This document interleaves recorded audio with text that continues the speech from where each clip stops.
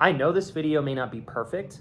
It may be a little bit messy, but this is the process that I personally have to go down or lean into to get more comfortable with doing something that I've always wanted to be more present with. I'm trying to go the stop overthinking, just do it route. I can't believe how much time I've wasted.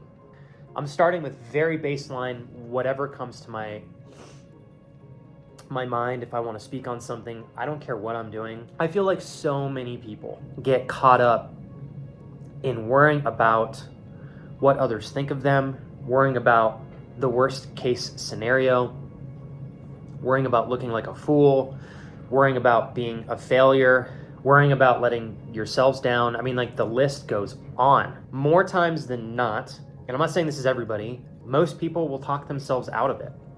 And if you don't do that, then that's incredible. I absolutely respect that so much. You're winning. And even for those of us like me who sometimes do talk ourselves out of it, we're not losing per se, but over the long course of our lives, I think we would be winning a lot more and we would be a lot happier if we learned to just trust ourselves, acknowledge that even if we look like fools, most people are not, it's not even gonna be on their radar. I'm trying to think, and this is just in the moment, I can't think of the most embarrassing time in my life right now. I have things that are popping up, but I know I'm that's not that bad. And so the fact that in this moment, I can't go, oh man, this was the most embarrassing moment in my life. The fact that nothing jumps out at me shows me how insignificant realistically it is in the scope of my life. I can't tell you guys the amount of times that I overthought approaching a girl. I was this close to overthinking approaching my wife, and you know what I did instead of doing that? I said, I'm gonna stop the overthinking immediately and I'm just going to do it, and I'm gonna trust myself to be who I am and just lean into the moment authentically and organically.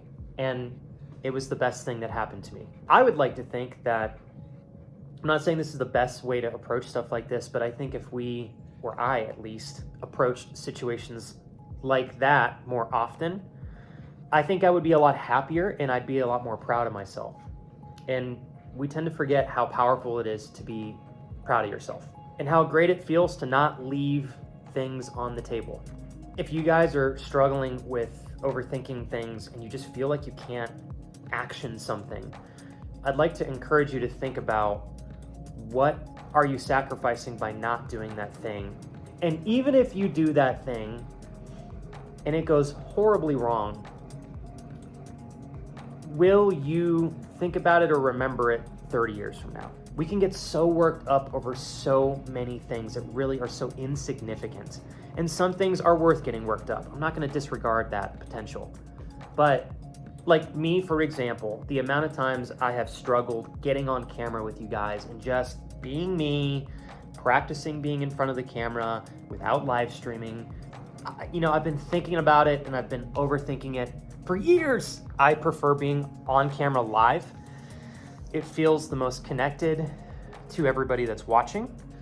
It feels the most authentic. And for me, it feels the most natural.